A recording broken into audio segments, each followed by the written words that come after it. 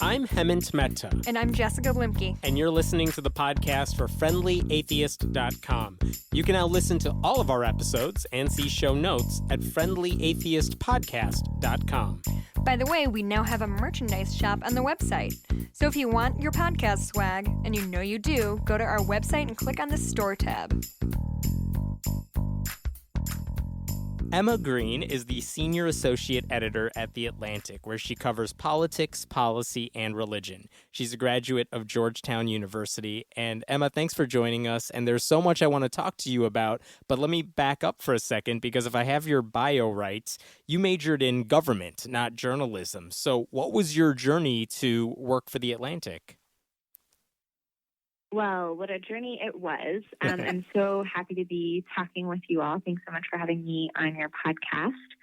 I went from Georgetown, where I knew that I liked things that had to do with religion and writing and thinking, but had no idea what I wanted to do with my life, and sort of stumbled backwards into The Atlantic, which is a program for new college grads. And sort of long story short, after several different years of doing jobs at The Atlantic, working on the national desk, working for education, working as the homepage editor, I became our managing editor, and I began covering our religion beat. So I have been covering religion at The Atlantic for 3 years now.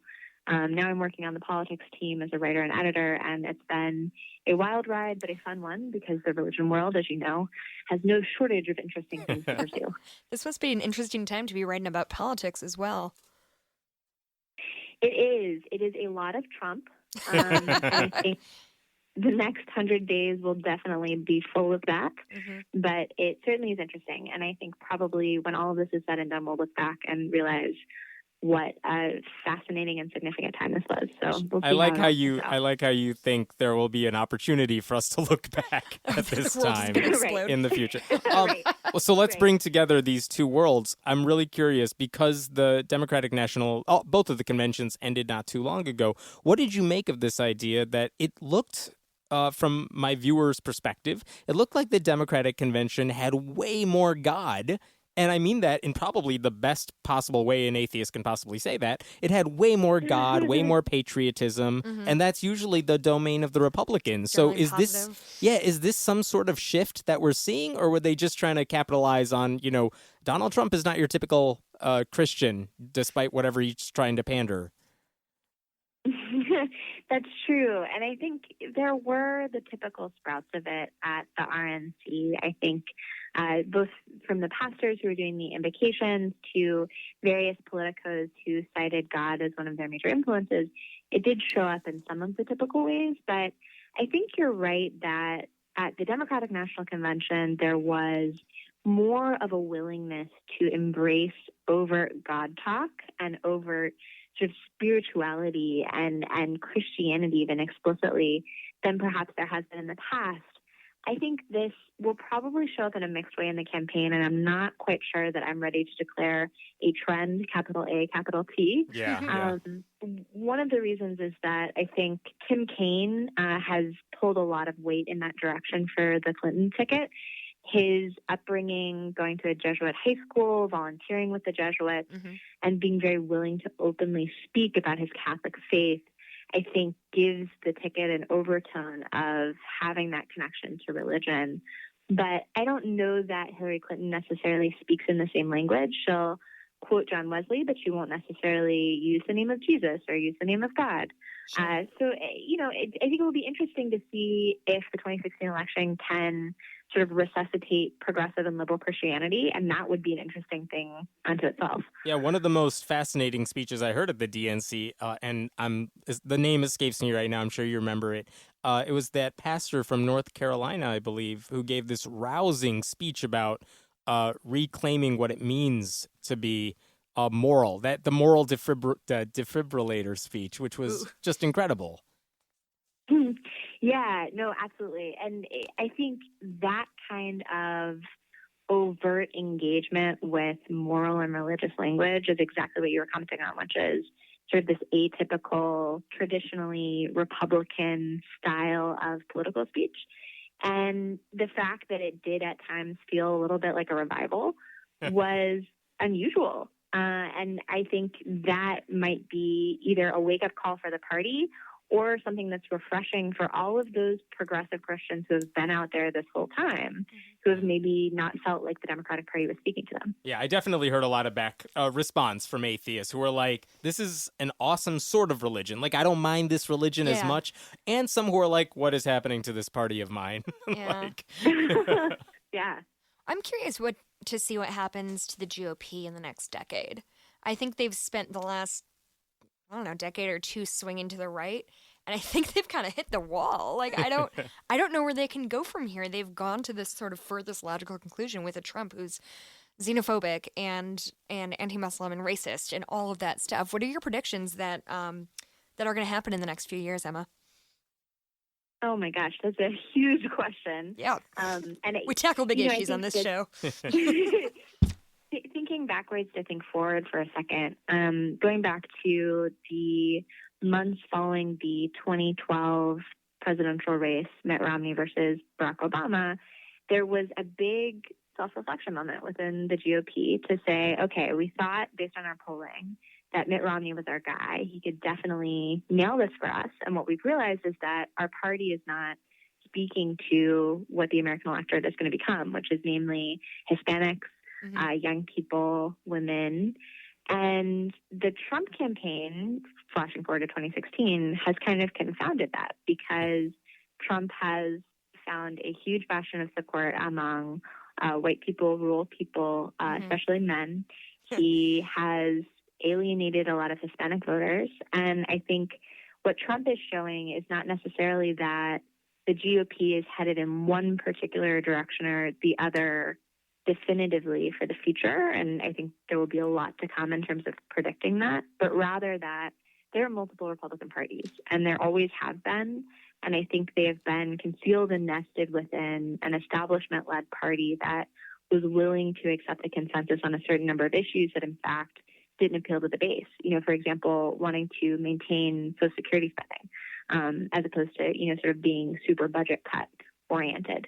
So I think that's a really tough set of questions that Republican leaders are going to have to wrestle with, both now as they contend with Trump, but also as they figure out, again, post 2016, whether Trump's the president or not, they're going to have to contend with what that means for the multiple Republican parties. I think even as we're saying this, the day we're recording this, I think one of the people who helped write that 2012 autopsy report about here's what the GOP needs to do, she just quit the Republican Party, too. Oh, yeah. Jeb Bush's advisor? Is that who it is? Something like that. Yeah. But yeah, they're alienating a lot of people who would typically be on their side, so it's interesting to see. Emma, with all the religion stories that you cover, are there any specific general topics in the religion world that really excite you to report on, to write about, to edit? Oh my gosh, that's another huge question, but for a different reason, which is that I think there's so many good religion stories out there right now. Just speaking to a little bit of a niche of what you all talk to, I really think that questions about interaction between secular culture and religious culture in the United States are huge and fascinating. I think sort of ways of being an atheist, even ways of being an agnostic or indifferent about religion, and all of the ways that that kind of identity can go beyond the stereotypes and tropes is a great topic. And so I'm very grateful that you all exist to be sort of a nuanced voice on that. But besides sort of pandering to the audience that is currently here, I'm excited about, I think, the church's role and religious organizations generally in economic justice issues, race relations issues. So I worked on a story this spring about the role of the church in the Black Lives Matter movement. And I think there are a lot of questions that religious communities have to contend with related to that, which is where are the issues of tension that are happening in the United States, and how do they, as mission-driven organizations with, philosophical values that they uphold, where do they fit into that? Yeah, it's an interesting question, too, because you would think the churches, if they are guided by their faith to make this world a better place, those are the issues you would think they would get involved with. And I think, at least from what I've seen, the issues they've typically gone after are these culture war issues that a Yeah. lot of younger Christians seem to be And that over. they're inevitably going to lose. Yeah. Ugh, I don't get it. Yeah, I mean, I think one thing that's been happening in a lot of communities that I think is really interesting, especially on the culture war issues, I do think there are some conservative, religious, largely Protestant churches that are digging in on their positions on things like same-sex marriage. But I also think a lot of religious groups, and this is not just the conservatives, I think progressives have had to go through this as well, is sort of reconciling themselves to making a statement or articulating what they think about changes in the modern world. So what comes to mind, for example, is the Reform Jewish movement and deciding to make a statement. I think this is maybe like 8 months ago now, about how congregations should deal with transgender people. And that updating process of religious organizations having conversations, trying to figure it out what it is that their theology says about, LGBT issues, about contraception and abortion, about some of these same culture war issues, is actually sort of subtle and fascinating unto itself. It's not the same sort of culture war divide story, but I think it is a very live access in a lot of religious communities right now. So I'm curious. I obviously on the site, on the podcast, we talk about religion of all stripes and what it means. For some reason, a thing that's always fascinated me more than anything else is like small religions, cults, things like that. That I don't know why that just like I find fascinating. Do you have like a special little niche that you super enjoy researching? That's such a good question. Well, minority religions in general are great. So I will just affirm the premise of the question, and I'm buying myself time to think too. And so I think the famous or the most prominent, I guess the most memorable sort of smaller religious group that I've reported on recently, which you should judge me and tell me whether or not this actually passes for a good answer to the question. Perfect. We love to judge. I reported a story in Houston about Orthodox Jews, and particularly people who are what's called Bal Tshuva. So they are people who come to the faith later in life. They return, it's called. And these are people who basically, as adults, decide that they're going to embrace an Orthodox Jewish lifestyle, which is, not using lights on Shabbat and keeping kosher and not working on all of these different holidays throughout the year. And so they weren't raised in this; they chose this. Yeah, or they were raised as like Reform Jews, and for came example, back. But they decided to go more towards the Orthodoxy spectrum. And Orthodox Jews are not a huge portion of even the American Jewish population, let alone the American population. So that's why I'm trying to like slip them in on the down low into the niche religion category. Well, no, but learning about their lives and talking to them about why that was attractive to them was fascinating. And I just loved getting to learn about it. Yeah, it's a story we wouldn't hear normally, so that must be. Yeah. Well, I think that's a really good answer, not just because that is such a small substep, but also that's another thing that I've always found interesting is I get you've grown up in this, in this religion, this is all you've known, so of course you're going to stay in it. But I find it so fascinating when people fall into those later in life. Like, they used to be able to wear shorts, and now they're like, I have to cover my hair, and now I have to cover everything. And I learned, I don't know. It's the complete opposite of most kids we know, That's I exactly think. it. That's exactly it. We want to rebel. No, who says, no, I want to go back to Orthodoxy? Yeah. It's an interesting, definitely an interesting niche. Yeah, I definitely agree that the choices that people make as adults who are trying to reconcile both the heritage that they were given and raised with, but also their evolving values, commitments, the way they want to live, like the relationships in their life. I think that's a huge dynamic of it often. Like, people converting for marriage and for dating even is huge. And all of those choices to me are fascinating because the way that we choose to think of ourselves in relation to the universe as full-grown adults is, as you all know, a fascinating line of thinking. It's a fascinating set of questions. So I totally agree that that's interesting. Earlier this year at The Atlantic, you kind of spearheaded this whole series on how young people choose their religions. And I think when I see those stories, I typically hear the same storyline, which is, yes, the demographics are shifting. Young people are not as involved in organized religion as they used to be. And you guys definitely covered a lot of different aspects of choosing religion. But I'm wondering if there's anything that you researched or that you learned in that series that maybe you weren't seeing reported anywhere else that surprised you as well. Yeah, well, I think the dating and marriage piece of it was huge. We had reported on that previously, but we had a religion writer named Menachem Wecker, who's great, who did a story about Zoroastrians and how it's such a struggle for people who care about marrying within the faith to find people to date. Yeah, that's and not a big, sort of what all of those challenges look like. well to draw from. And it sounds like it's silly, but I think, sort of zooming out to what people's lives and what they want their lives to look like, that's actually one of the most important things. Like, how do you find a partner who wants to live in the same way you do and who comes from the same background as you do? Yeah, she wasn't laughing dismissively. She was laughing because the well must be so small for those people to choose from. That's a tough thing to do then. No, I can relate to that. On my first date, I asked my husband if he believed in evolution, just to make sure I didn't have to bail super early. And are they having? How are they finding people to date within such a small community? Yeah, well, I mean, hopefully the challenge for Zoroastrians is not the same as the challenge of finding people who believe in evolution. Yeah.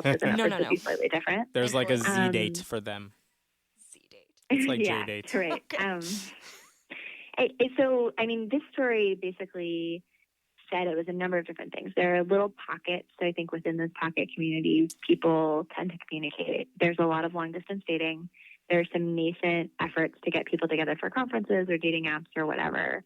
But I think that storyline is relevant to a lot of our work that's gone beyond just that special project, which is understanding how people's relationships shape their religious choices, not just in I'm checking the box to be able to, get married in the Catholic Church or whatever, but I'm finding someone who really can match up with what I want from life and what I want for my kids and all those questions. So that was a big one.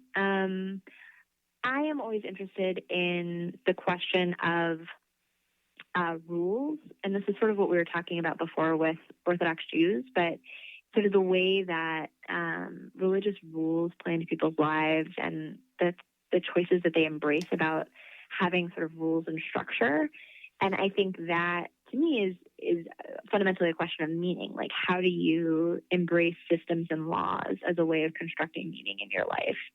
And one aspect of this, as you mentioned, that often gets overlooked or gets turned into stereotype is that, maybe people aren't engaging with institutional religion as much. But I think that people, even friendly atheists, often engage with the big life questions that have often animated religion.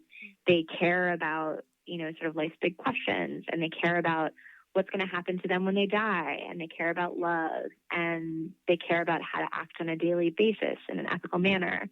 And so finding ways to engage with that question of meaning, of what rules you embrace or how you create your own rules, I think is a really sort of fertile ground or fertile frame. I think we've definitely seen that storyline over the past couple of years where atheist groups have tried to form those communities to deal with those topics because you don't, like Richard Dawkins, when he's writing The God Delusion, he's not talking about, how do you live your life? He's just trying to convince you, here's why you should be an atheist. And so many people are wondering, okay, I am, now what? And it's a tough thing because we don't have the organizational structure. Especially if you're used to that. Like, I never grew up going to a church, but I imagine if you did, that's a very important structure in your life, that you have that community to belong to. And it's something a lot of people miss, I'm sure. Yeah, absolutely. And I think that tie, too, of declining church attendance also being paired with, the bowling alone theory, declining participation in PTO, declining investment in civic structure, and the way, trying to understand the way that those sort of fabric or building blocks of society will get reconstructed as the nature of institutional religion changes in America. That, I think, is also a fascinating question, which relates to what you were saying about, community and wanting that, people yearning for that, even if they're not religious. Sure. So on our site, on our podcast, we obviously are coming to these interviews, to stories that we write with a point of view through the lens of from an atheist. Not knowing your background and all, obviously you interview people who you agree with or completely disagree with. Do you feel like you have to maintain objectivity, or do you feel okay saying I am, a atheist looking at XYZ, or I am a Christian looking at XYZ? Do you think that you need to Can present you yourself say as that unbiased? can you say that there's certain beliefs people hold that are objectively wrong? Yeah. And are you asking that question for me personally, or like in life? What do I think is right and wrong? I guess for you personally. Like when Yeah. you write a story, do you aim to be as objective as possible, or do you write as, you know, this From is a Emma point of view. Green. This is my background, and this is how I'm experiencing this. Yeah. Well, so one of the great things about working at the Atlantic specifically is that we are not striving to be a paper of record. So it's not our job to take every story out there and write it in as putatively objective a way as possible, although I would question what objectivity is in general at, Sure. Straight newspapers or papers that are aspiring to be of record. We make arguments. We do take perspectives, but we don't run a lot of opinion journalism. And so the difference there is not, sort of what do I personally find that my preference is, but rather what, based on reporting, on evidence, on sort of thinking through a tense issue, do I want to make as an argument, either as a descriptive claim or a normative claim or what have you. So in that sense, I definitely have taken positions in my work. Mm-hmm. But I think with religion in particular, one thing that I've had to learn and that I've found to be really useful is sort of an abiding sense of curiosity and trying to suspend my judgment about what people's views are, particularly in terms of the political spectrum or theological concepts that seem foreign to me, because I think the beautiful thing about reporting is that you get to ask questions and learn about a way of living or thinking or being that isn't apparent. And so I have found the most richness in my work, not from being the judger who gets to delineate what is right and wrong and who has a good faith and who has a bad faith and who is handling one issue or another better or worse, but rather trying to understand how people think about questions and what animates them and why they act and live the way they do. Let me ask you a little bit about the kind of the inside ball game stuff, which is at the Atlantic, you guys report on stories that are not necessarily part of the news cycle. You do take kind of a broader view on certain things. You do in-depth reporting on certain things. I guess I'm kind of wondering, what is the overall strategy in your specific line of work? Like when you say you guys are covering the religion beat or the politics beat, what's your overall mission there? Well, I think I can answer that on a number of different levels. I'll choose two. I'd say at the Atlantic generally, for our website in particular, we're trying to be a real-time magazine. We're trying to have stories that feel urgent, that are non-optional, so to speak. So not things that, you could either leave it or take it. If you wanted to read it, fine. We want to have sort of urgent, necessary coverage, but also taking a broad view of what things interest people, having a good balance of things that are evergreen and sort of bigger questions and being able to zoom out versus always just being driven by a news cycle, although we do engage with the news cycle. I think with religion, the mission, which always has to be guiding no matter what the story is, whether it's on the news cycle or something that's stepped back, is what are the most important questions and the most interesting and sort of live and tense areas to understand how and why people believe and live the way they do. And that can take a lot of different forms, but I feel very strongly that religion, but not just sort of religion as such, but, sort of religious questions, like we were saying before, the life's big questions about death and love and existence and ethics, I think those are really important areas of life. And I think there's so many stories to tell. And so my guiding mission is always, what are the best questions I can ask? What are the best stories that are out there that help people to understand the way others are choosing to sort of go through this crazy thing called life? And if you had an unlimited budget or you had unlimited amounts of time, what would you really love to be able to report on? Oh my gosh. Suppose you had both. Simple question. That is amazing. I feel like I'm crafting my own job description on Right? air. Well, I think a couple things. I think I would love to do a reporting road trip around America to look at the different communities, not just religious, but sort of different communities and their sort of customs and traditions and questions and the things that they're grappling with. I've always wanted to do that. I think that would be enormously fun. I think, if we had not just me as a human, but sort of a whole sort of staff looking at religion, I think wanting to be sort of an authoritative source, not just for religion, like covering the Methodists as the Methodists, but again, sort of these big questions about ethics and morality. One aspect of traditional news reporting and magazine writing that I think is often missing is an engagement with moral questions. I think that happens coincidentally, but I think that taking them at face value is often not considered serious, because I think there's a lot of embrace of, political reasoning or economic reasoning for why people make decisions or how you should look at the world. But morality, whether that's in the presence of God or in the absence of God, I think is like a scary topic for a lot of traditional news outlets. And so I think I would build a morality desk if I could get my religion road trip done in America. And then I would sort of build a morality desk, I think. Who do you read? Who? And you're not allowed to say anyone at the Atlantic, but what? Who do you read that you think does the sort of work that you do really well? Wow. So just in the religion journal world? Religion journalism, or even politics journalism. Yeah, that's a great question. When they put out a piece, you're dying to read it. Well, go ahead. Right. I feel like that could get me into trouble because it's hard to mention everyone Sure. who I think is smart and great, because really and truly, this is not just being sappy.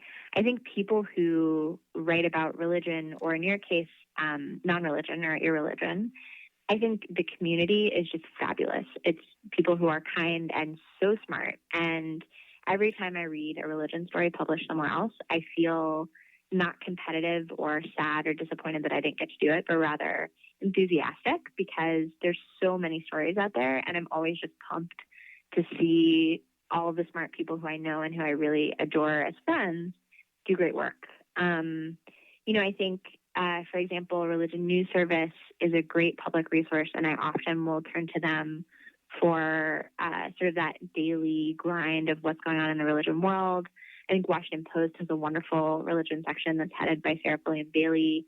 The New York Times, Larry Goodstein, is wonderful and really admirable. I think Dan Burke at CNN is just a killer. Mm-hmm. Elizabeth Dias at Time. But there's name checking is kind of hard, because I feel like I could just go through everybody who I like who writes religion on the internet, and there's so many people.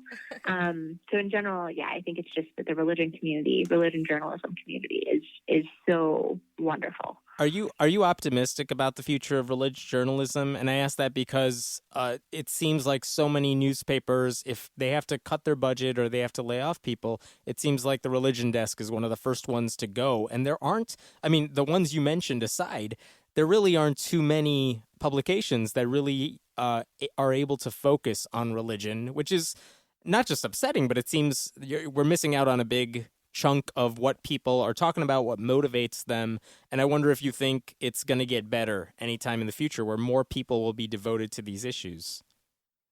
Well, so I'll answer that in two ways. The first is a shameless plug, which is the Atlantic recently got a grant to create a global religion editor position. And so we are hiring for a religion person. It's going to be globally focused. And A, anybody who's listening to this should apply. But B, I, for one, am very excited for us because I think we're getting to make an investment in an area that clearly I value, but hopefully will help us to be more of a leader and more of a comfort to those out there who do care about this, to show that, mainstream media places are investing in this. I think that is not the story everywhere. And as you described, I do think religion beats are often the first to go. I think part of that is a misperception and part of it is sometimes execution, which is religion stories are assumed to be, sort of cutesy culture stories about Fluffy. the beautiful hats that the ladies wear at church, which is fine. The hats are cool. That's a fun story. But I think there's such a stereotype about religion being a backwater beat. And frankly, I just think that's insane. I mean, I think anybody who's looking around at global politics, American politics, culture, law, whatever topic area you want, religion is so important for animating not just how people live and think, but conflict, violence, ways of sort of exchanging power. And taking that seriously, taking religious thinking as a form of power exchange seriously, I think is so core and central to the mission of media outlets. So I can only hope that places will wake up and note that this is not only journalistically important, but readers care about it. And, that's partially self-interested because I want there to be a million flowers blooming. But I don't know. I don't know what to tell you about the future of media and religion journalism. In general, I guess I would assume that it's dark, but, hopefully not. On that bright note, before we let you go, we're in the midst of this insane election. Do you have any big predictions regarding how religion will play into the upcoming election? More so than it already has. Yeah.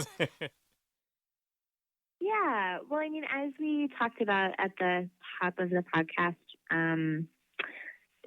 this election has scrambled the lines of traditional religious affiliation.